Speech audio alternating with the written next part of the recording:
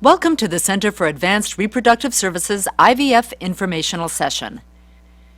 During the process of IVF, a woman's ovaries are stimulated with medications to cause multiple eggs to develop. Those eggs are then removed from the ovaries through a procedure called egg retrieval. The eggs are then fertilized with sperm in the lab and embryos are produced. After the embryos have grown and developed for a few days in our lab, they are ready to be placed into the woman's uterus. The procedure of placing an embryo or embryos into the uterus is called embryo transfer. Leftover embryos that have been created may be frozen to be used in the future. The process of freezing embryos is called embryo cryopreservation. During this lecture, we'll discuss each of these steps in the IVF process in detail. There are many reasons why patients undergo IVF. However, the process is generally the same, regardless of the reason that IVF is being performed. Prior to discussing details of the IVF process, it may be helpful to briefly review the female anatomy and the structures that are involved in creating and carrying a pregnancy. Here we are showing the uterus, or womb, which is the area where an embryo implants and a baby grows and is carried throughout a pregnancy. The structure that you see in yellow is an ovary. The ovaries are the location of a woman's eggs. Women are born with a large number of eggs that are usually present from birth through menopause. Unlike men, who make new sperm continuously, women are born with a supply of eggs and cannot make new eggs. The eggs are stored in small fluid-filled sacs called follicles. Each month during the menstrual cycle, one egg is selected, develops, and matures, then gets released from its follicle in the ovary through a process called ovulation. The egg is then picked up by the finger-like projections at the end of the fallopian tube and travels through the tube toward the uterus. Sperm that are deposited into the vagina during intercourse swim upward through the cervix, through the uterus, and meet the egg in the fallopian tube. This is where fertilization of the egg takes place. The fertilized egg then becomes an embryo, which travels into the uterus and implants in the lining. This picture shows an ultrasound of an ovary. This is the typical appearance of an ovary at the beginning of a woman's menstrual period before an egg starts to mature. The small black circles that the red arrows are pointing to are follicles. Each follicle contains an immature egg. During a menstrual cycle, one of these follicles is selected and grows, and the egg inside of it also matures. During an IVF cycle, the process is similar, but the medications that are used stimulate multiple follicles containing eggs to develop and mature. This diagram shows events that occur in a typical menstrual cycle. The bottom of the diagram has numbers which correspond to the day of the menstrual cycle. The first day of a woman's period is numbered as day 1 of the menstrual cycle. Menstrual cycles are often 28 to 30 days in length. Therefore, approximately 1 month elapses between the first day of a woman's period in one cycle and the first day of her period in the next cycle. The top panel of the diagram shows what's occurring at the level of the brain during the menstrual cycle. FSH, or follicle-stimulating hormone, is a hormone that is produced in the brain. FSH sends a signal to the ovaries to tell them that it's time to have a follicle with an egg in it start to grow and develop. During the middle of the cycle, a second hormone called LH, or luteinizing hormone, is produced and causes the egg to become released from the follicle in a process called ovulation. The second panel from the top of the diagram shows other hormonal changes that occur during the menstrual cycle. The hormones estrogen and progesterone are produced by the ovary. Changes that occur in the follicle in the ovary are shown in the third panel from the top of the diagram. As the follicle containing an egg grows and develops, it produces estrogen. Once the level of estrogen becomes high enough, the brain senses this. This is what causes the hormone LH to be produced in high levels and causes the egg to mature and ovulate. After the egg is released from the follicle in the ovary, the follicle cells then make progesterone to support the lining of the uterus and prepare it for pregnancy. The bottom panel of the diagram shows what is happening in the lining of the uterus, which is called the endometrium. In response to the estrogen and progesterone hormones that are produced by the ovary, the lining of the uterus becomes thicker and prepares for the implantation of an embryo. Estrogen helps to thicken the lining, and progesterone prepares the lining so that it may support a pregnancy. If no pregnancy occurs, the levels of estrogen and progesterone fall, and the lining sheds. The shedding of the lining causes bleeding to occur. This process is called menstruation or the menstrual period. If pregnancy occurs, the ovaries get a signal from the developing pregnancy to continue to make these hormones to support it, and the menstrual period does not start. The first step in IVF is the use of medications to produce an increased number of eggs. This step is itself divided into 3 parts. The first is suppression of your own production of FSH and especially LH. As noted, release of high levels of LH will lead to ovulation. In IVF, that must be prevented so that the eggs are not prematurely released from the ovary. You will be on one of several possible medications to keep that from happening. The second part of this step is the use of FSH and possibly small amounts of LH to stimulate the ovaries.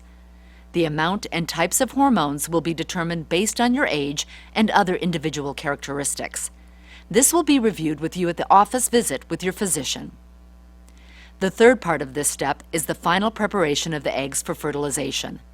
This involves the same type of hormonal stimulation that occurs with the release of LH in a normal cycle. Instead of LH, a similar hormone called HCG is used. This injection is timed so that the egg retrieval will occur before the eggs have been released. All the details of the medications that will be used in your cycle will be discussed with you at subsequent meetings with the physicians and nurses. All of these medications are given by injection just under the skin using very small needles. This diagram shows a commonly used medication protocol for IVF using the medication Lupron. Lupron is typically started on day 21 of the preceding menstrual cycle to suppress internal hormones and ovulation. Approximately 7 to 10 days after starting Lupron, the menstrual period usually starts. This period often comes around the usual time that the woman would be expecting it had she not been on Lupron. On the second day of her period, a woman comes to the office for blood work to check hormone levels and an internal ultrasound. The ultrasound is performed to check the ovaries for cysts and to make sure that the lining of the uterus is shedding and is thin. If these tests are normal, she may start taking the hormone injections of FSH and sometimes LH at that time to stimulate the ovaries to produce follicles with eggs. The average length of time that a woman is on these stimulating medications is about 8 to 10 days.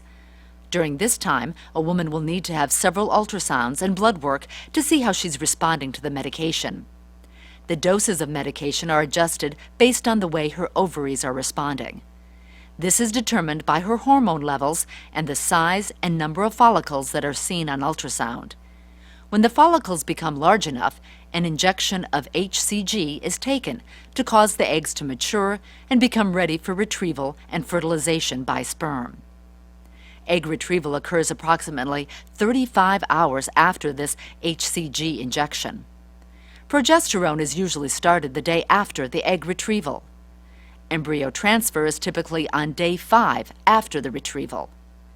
A pregnancy test will be performed 2 weeks after the egg retrieval or 9 to 11 days after a typical embryo transfer. If the pregnancy test is negative, progesterone may be discontinued. If the pregnancy test is positive, the progesterone is continued until a healthy pregnancy is seen on ultrasound. This diagram shows another commonly used medication protocol for IVF using the medication Ganirelix. Ganirelix is typically started once the estrogen level starts to rise or the follicles start to grow larger. The length of a typical IVF cycle is similar to that of a normal menstrual cycle. The first infertility injections that were developed were made from human urine. Hormones were removed from batches of urine taken from postmenopausal women and then processed. As a result of advances in technology, the same hormones are now manufactured in the pharmaceutical laboratory. These newer products offer high quality, purity, and consistency from batch to batch. Because of the technology and cost associated with manufacturing these medications, they are expensive.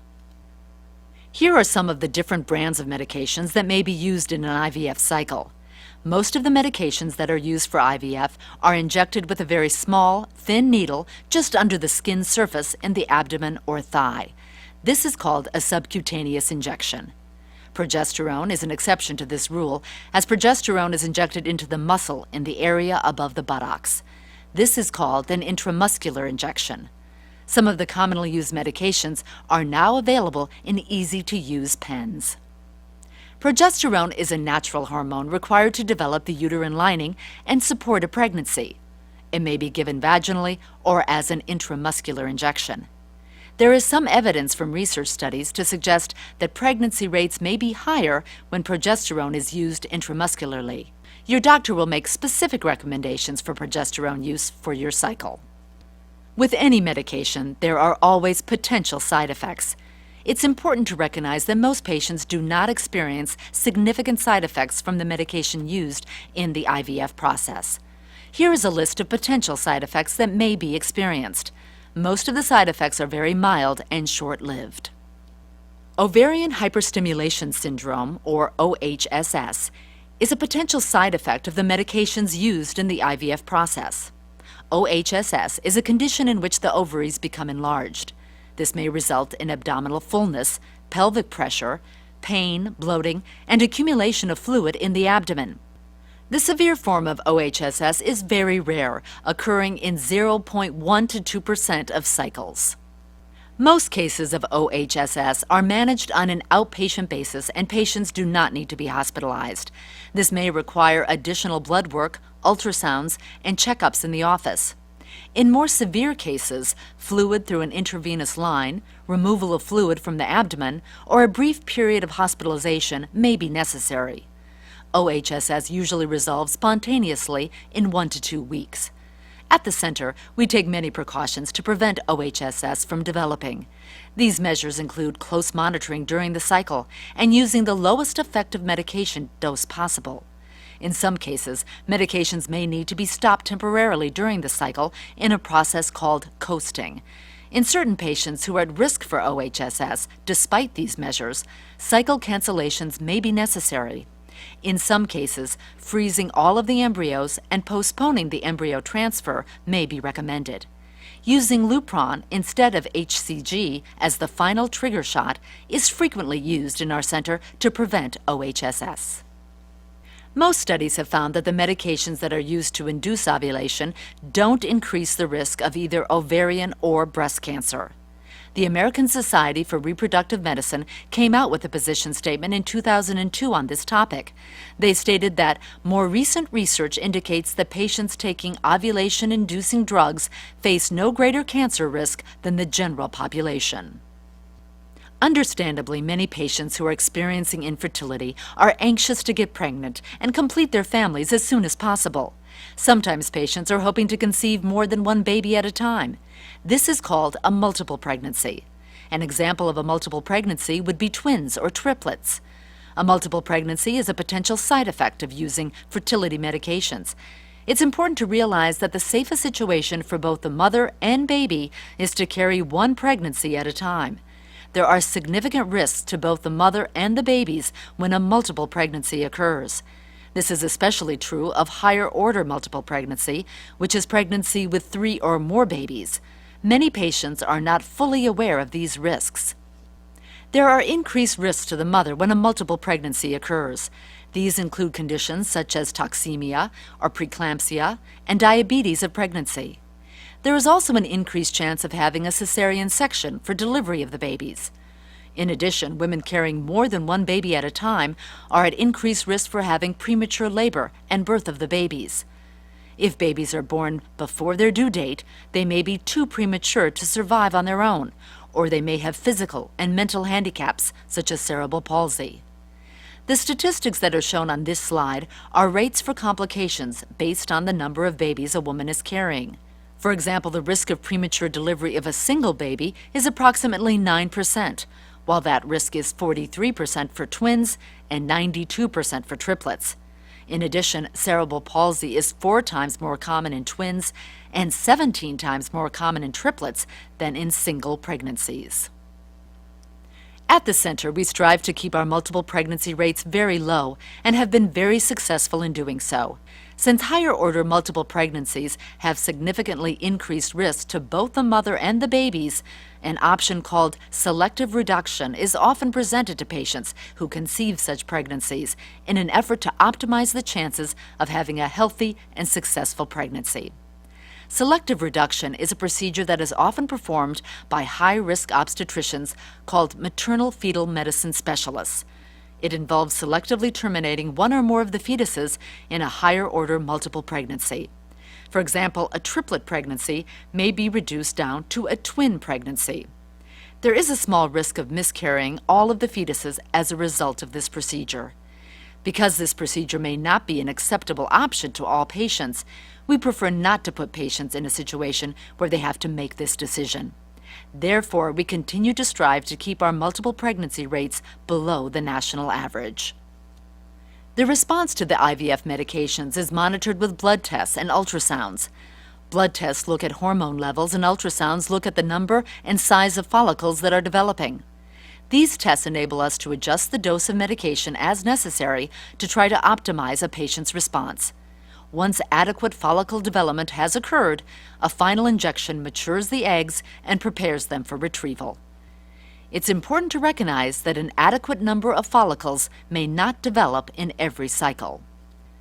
Ultrasounds and blood work are done Monday through Friday at the Farmington, Hartford, and New London locations. Weekend ultrasounds and blood work are done only at the Farmington office. For consistency of results, we require that all cycling blood work be drawn and run at the center. Any exceptions must be cleared with the medical team in advance. If a patient develops less than 4 mature follicles in a cycle, the chances of success are very low and cycle cancellation prior to the egg retrieval is often recommended. If this occurs, the IVF team will review the cycle and make recommendations for changes that may improve the results in a future cycle. While most women will develop enough mature follicles to complete an IVF cycle, some women are not able to do so despite high dose of medications. This slide shows an ultrasound picture of an ovary during an IVF cycle. The ovaries get larger in size from the medications that are used to stimulate them to produce multiple follicles that contain eggs. The large black circles that can be seen in the picture represent the follicles. When the follicles become large enough, there will often be a mature egg inside at the time of the egg retrieval. The eggs are very small and cannot be seen on an ultrasound. All of the egg retrieval and embryo transfer procedures are performed in our Farmington office.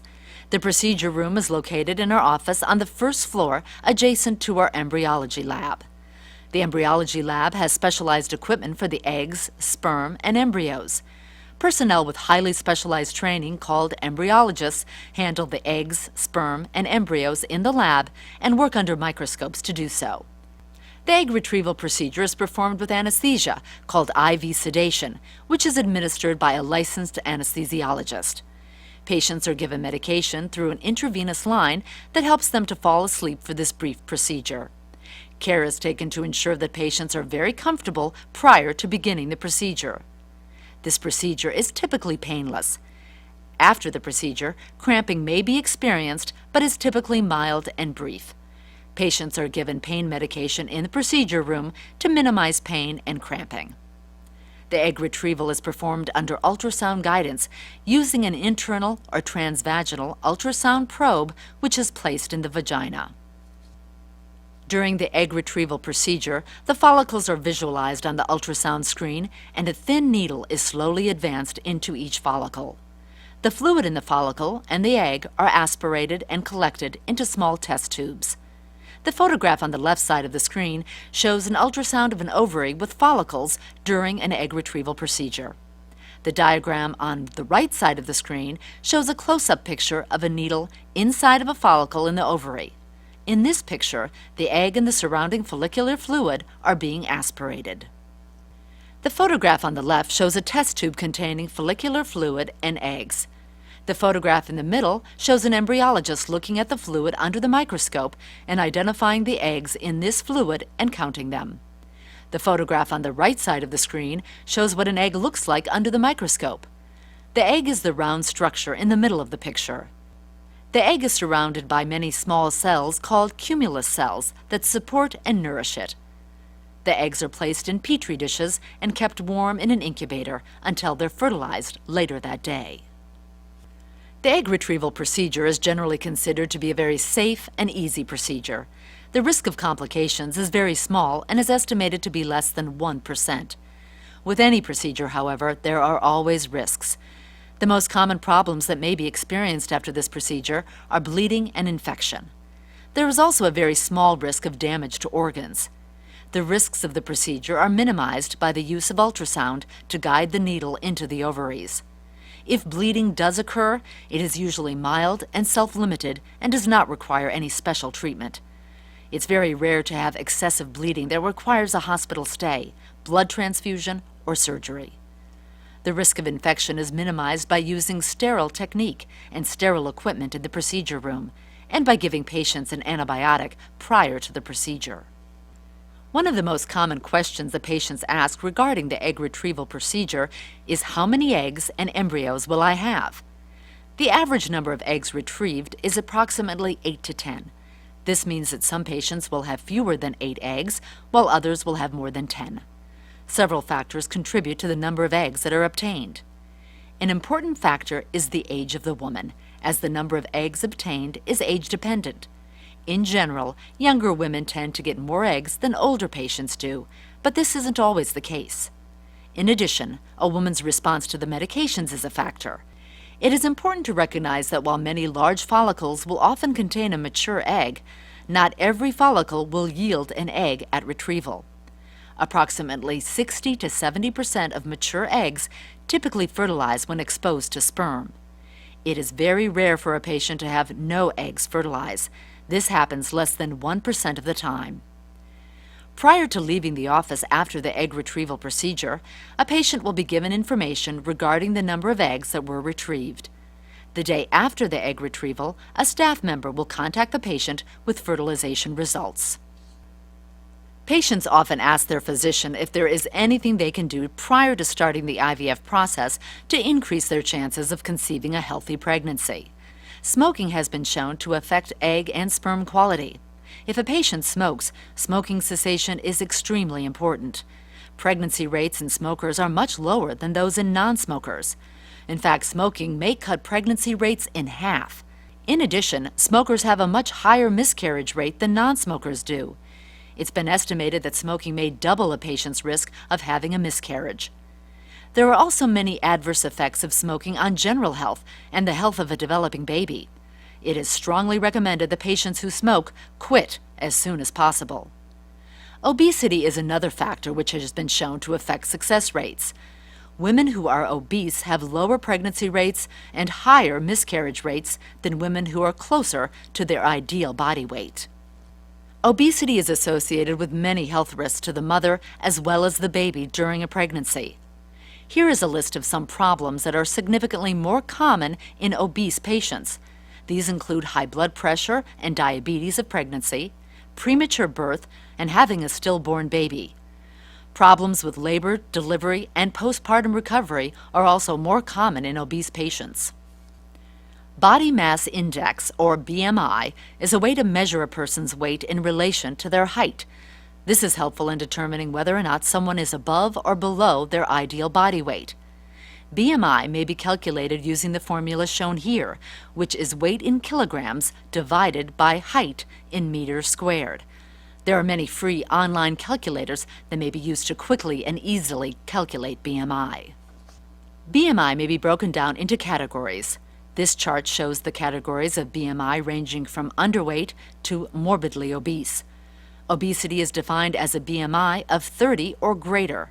Obesity may be further characterized as mild, moderate, and severe. Excessive weight may place a patient at increased risk for having a complication during a procedure such as egg retrieval. These patients are at higher risk for having anesthesia problems as well as surgical complications. At our center, we have established some guidelines in conjunction with the Department of Anesthesia to ensure that patients undergoing this procedure will be able to do so safely. Our current guidelines are shown here. All patients with a BMI greater than 35 must have a consultation with our anesthesia department prior to undergoing IVF. Patients who fall into the other categories shown here are generally not good candidates to undergo egg retrieval in an outpatient center, such as ours. In these cases, weight loss prior to cycling would be highly recommended to ensure the safest outcome possible. If weight loss is not possible, a patient may consider undergoing IVF at a center that performs the egg retrieval procedure at a hospital under general anesthesia. To fertilize the eggs, a sperm sample will be needed on the day of egg retrieval. Commonly, the male partner will be asked to produce a sperm sample while the female partner is undergoing her egg retrieval procedure. A fresh, ejaculated specimen is ideal if this is possible. In some cases of male factor infertility, a special sperm extraction procedure will be performed prior to the retrieval by a urologist specializing in infertility. In other cases, patients will be using a sperm sample that has previously been frozen. Other patients may be utilizing a sperm donor. If you're planning to use a fresh sperm sample on the day of the retrieval, it's important to consider freezing a sperm sample prior to the egg retrieval procedure to use as a backup in case an emergency arises.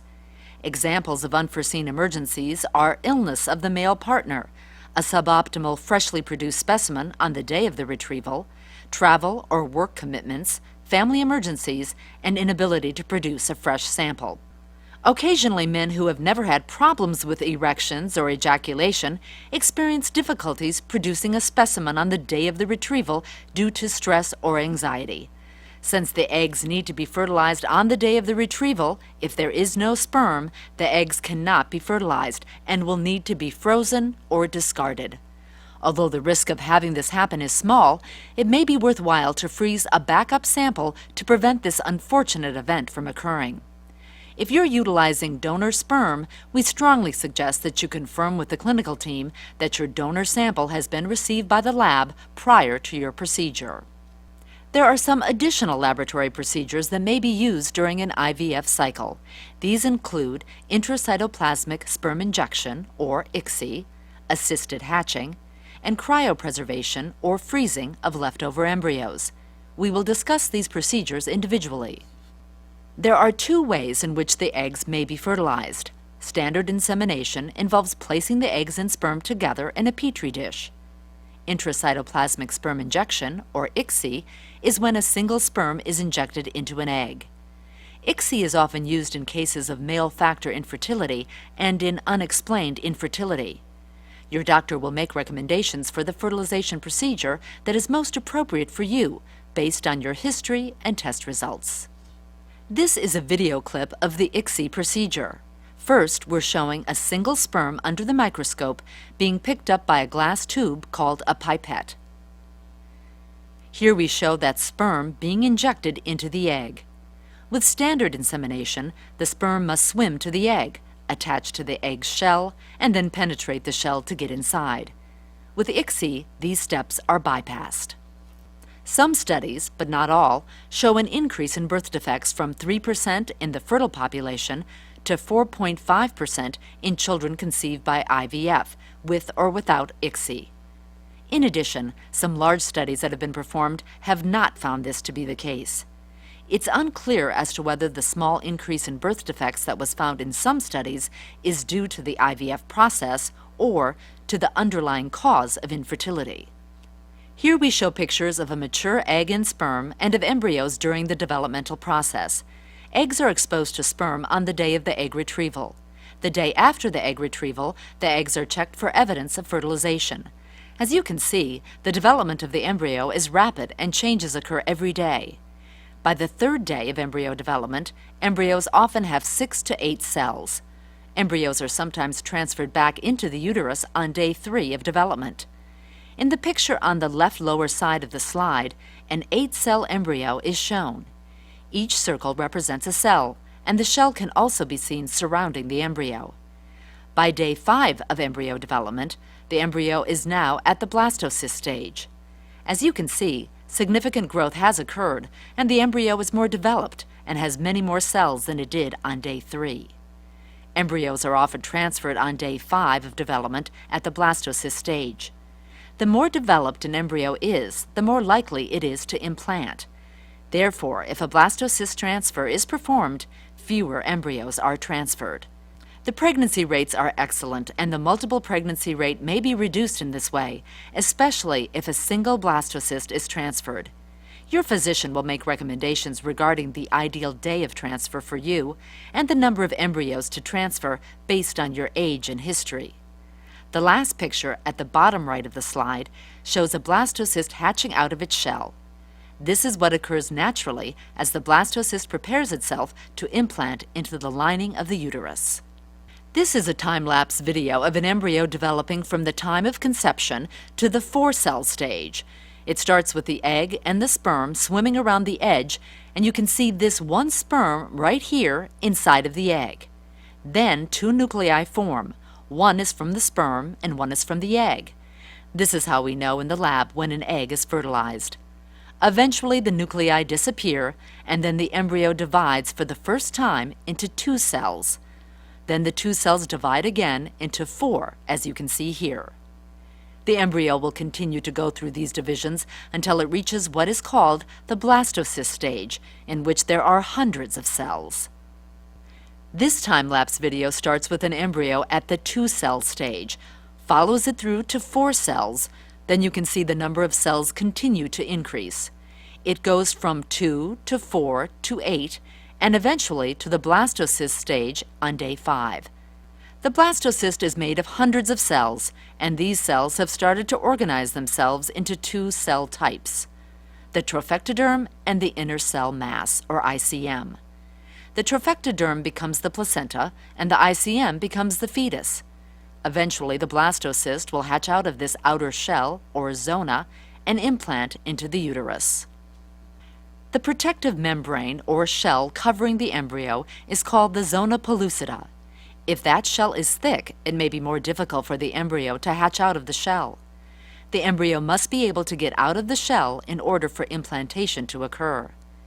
Assisted hatching is an optional procedure that may be performed if the shell of the embryo looks thick.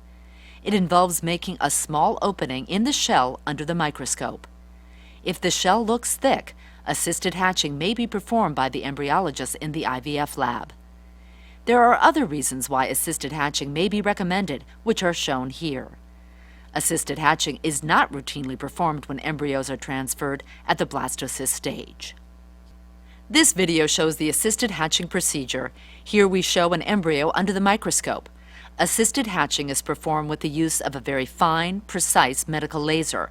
The laser is applied along the zona, or shell, to create a small hole. Prior to the actual embryo transfer, a trial transfer, or mock transfer, is performed in the office. This is typically performed before the cycle is started. A trial transfer takes just a few minutes and is a good way to ensure that the actual embryo transfer goes as smoothly as possible.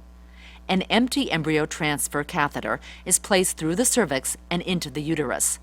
Your doctor will determine the length of the inside of the uterus and the way the cervix and uterus curve, and this information is carefully recorded in your chart so that it's available on the day of the actual embryo transfer.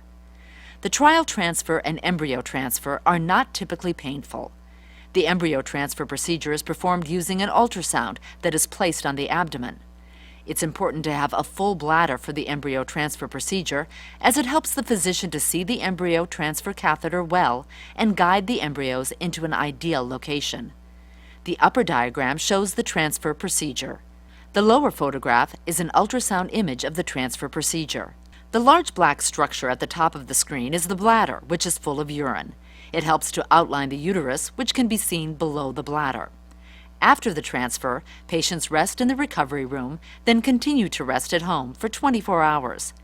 It is not necessary for patients to stay in bed for this time period at home. Patients are advised to avoid heavy lifting, straining, and strenuous physical activity during this time and should take it easy.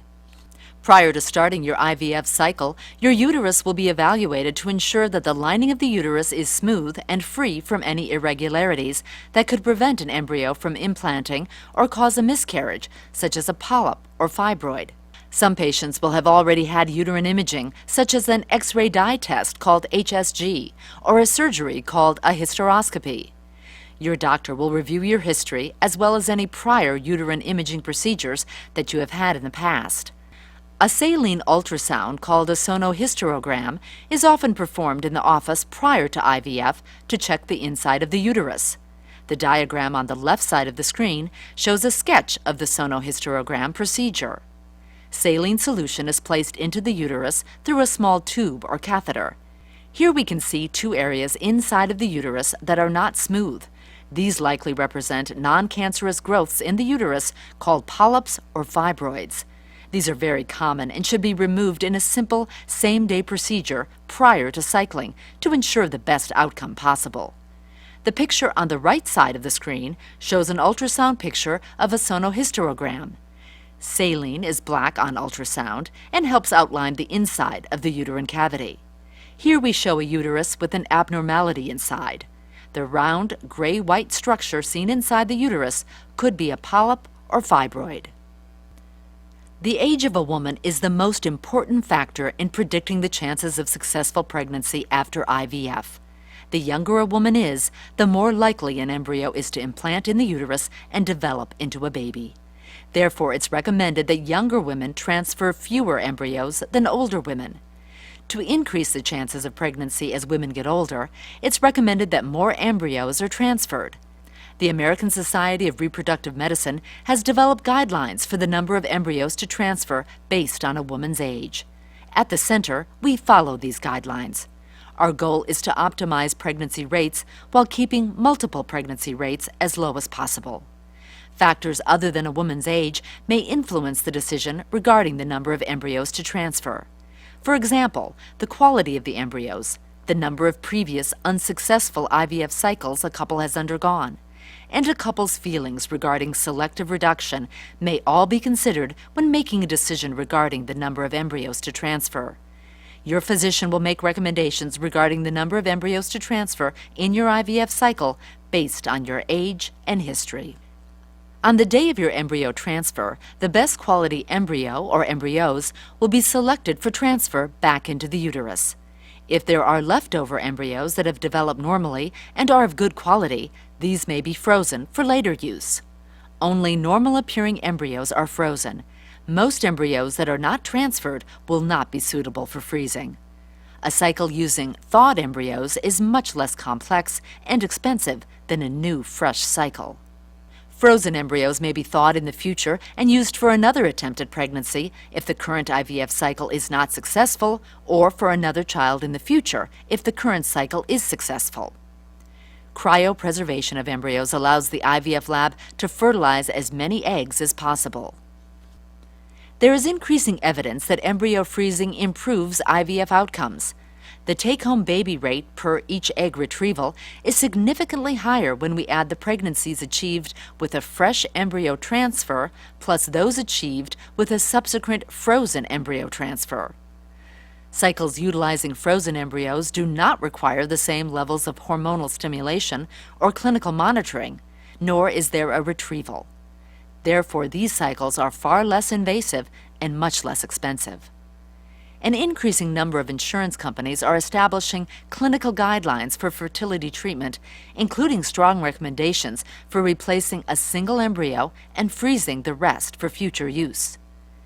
If a cycle is successful and has frozen embryos, a future cycle done with those frozen embryos has a higher likelihood of success.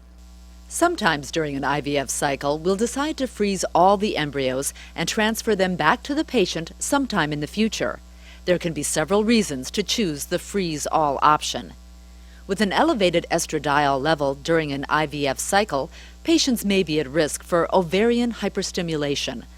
A pregnancy following this situation may increase this risk. Therefore, all embryos may be frozen and transferred at a time in the future when estradiol levels are normal. Likewise, when the levels of a hormone called progesterone are abnormally elevated, the uterine lining becomes out of sync with the embryos.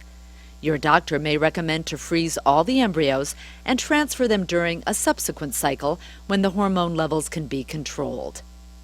In a PGD cycle, Due to timing issues related to embryo development and biopsy, embryos are most often frozen and transferred in a subsequent cycle.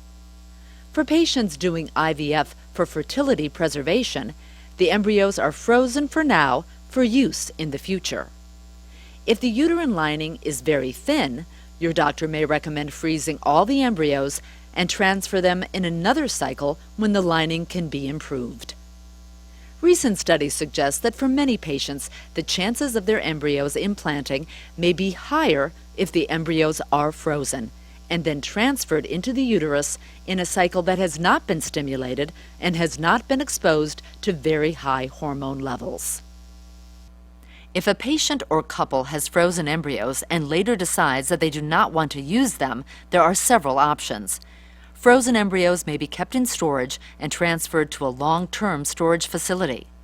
Attempts may also be made to donate them to another couple or to research. They may also be discarded. Embryos can undergo genetic testing before they're transferred into a woman's uterus. There are two modalities of genetic testing, PGD and PGS. With PGD, or pre-implantation genetic diagnosis, embryos are tested for a specific genetic disease for which one or both parents are carriers. Pre-implantation genetic screening, or PGS, involves testing the embryos for errors in the number of chromosomes, called aneuploidy. Embryos with the wrong number of chromosomes often fail to implant in the uterus, or may miscarry, or develop into a fetus with a disorder such as Down syndrome. Chromosomal abnormalities are responsible for up to 60% of miscarriages and play a significant role in the failure of women 35 and older to conceive. How are PGD and PGS performed?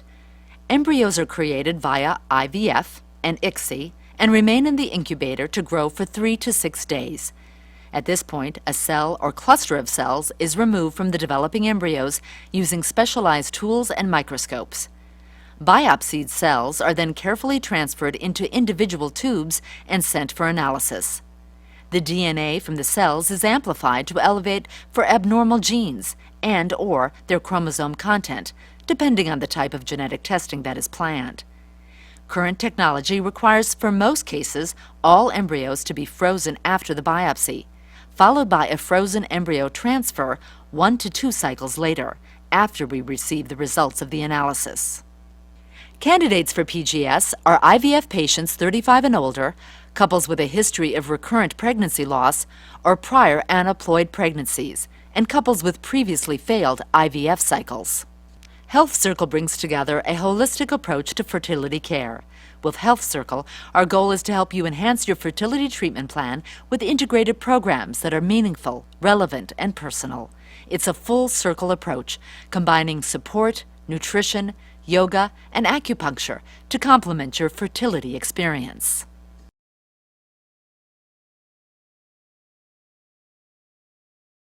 A woman's age is the most important factor affecting her chances of having a live birth when her own eggs are used. This graph shows data from the CDC for pregnancy rates, live birth rates, single live-born baby rates in women undergoing IVF based on their age. As you can see, these rates decrease with age. This is true of both natural cycles and IVF cycles. This shows our most recent yearly statistics for fresh, non-donor cycles in our IVF program at the center, broken down according to the age of the female patient. We continuously strive to keep our success rates above the national average and our multiple pregnancy rates below the national average. We have been very successful in doing so. These rates shown are per IVF cycle. The clinical pregnancy rate per embryo transfer is the chance of conceiving and having a baby with a heartbeat on ultrasound at 6.5 to 7 weeks after one IVF cycle. The ongoing pregnancy rate is the chance of getting pregnant and continuing to be pregnant until the end of the first trimester. Unfortunately, some pregnancies will result in miscarriage. However, the rate of miscarriage is not increased in patients undergoing IVF compared to patients who conceive naturally. The bottom row of the chart shows the implantation rate per embryo. This is the chance that any given embryo will implant in the uterus. As you can see, this rate decreases with the increasing age of the woman. This is why it's recommended that more embryos should be transferred as women get older. This shows our most recent yearly statistics illustrating the risk of multiple pregnancy in our IVF program, broken down according to the age of the female patient. We continuously strive to keep our multiple pregnancy rates below the national average, and we've been very successful in doing so. For more detailed IVF outcome information about frozen embryo transfers, blastocyst transfers, or cycles involving donor eggs, please speak to your physician directly. In order to achieve a successful pregnancy with IVF, there are some steps that are critical to the process. These are having a good response to the ovulation induction medication, successful fertilization, healthy embryos for transfer, a positive pregnancy test, appropriately increasing levels of pregnancy hormone, and confirmation of pregnancy in the uterus with a fetal heartbeat on ultrasound. At the center, we hope that each and every one of our patients has success, and we do our very best to achieve that goal. At the center, we all work together as a team to provide you with the best care possible. Each patient or couple has a specific attending physician that is the main person coordinating their care and management of their cycle. Each physician has specific days that he or she performs ultrasounds, retrievals, and transfers. Therefore, your physician may not be the physician performing your procedures. However, you should rest assured that although you may not see your physician at every visit, he or she will be aware of everything that is occurring in your cycle and will be the primary person responsible for making decisions related to your care. In addition, all of our physicians are board certified in obstetrics and gynecology, as well as reproductive endocrinology and infertility. We track success rates per physician on a quarterly basis. All of our physicians have similar success rates for the IVF procedures. This IVF informational seminar is the first step in starting the IVF process. We also refer to this seminar as the 1A seminar. If you've not already done so, you should make an appointment with your physician to discuss the specifics of your upcoming IVF cycle. We call this visit the 1B visit. At that appointment, your physician will review some of the information that was presented here, make recommendations regarding your cycle, and answer any questions that you may have. You will also have time to discuss options such as ICSI, PGD or PGS, and embryo freezing at that appointment. Both members of a couple should plan to be present at that visit. You will also be given lab slips for any additional blood tests that are recommended before you start your cycle and schedule any additional recommended tests or procedures such as a sonohysterogram and trial transfer.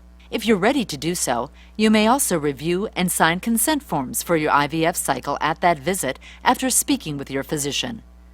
After meeting with your physician, you'll have the opportunity to meet with one of our financial service representatives to discuss your insurance coverage as well as any out-of-pocket costs associated with your IVF cycle.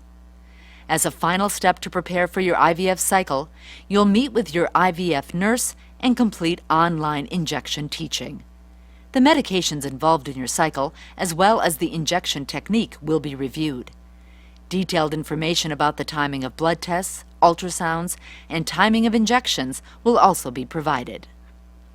At the Center for Advanced Reproductive Services, an academic affiliate of UConn Health, we take pride in the fact that we are part of an academic medical center. Our mission is to provide outstanding, cutting-edge patient care and facilitate advances in reproductive medicine. We believe that performing research is an integral part of our commitment to do so. We are continuously enhancing our success rates through research studies. For a current listing of our research projects, please visit our website at www.uconnfertility.com. Here are pictures of our doctors at the center. This concludes our IVF informational seminar. We look forward to seeing you soon and wish you the very best of luck in achieving a successful and healthy pregnancy.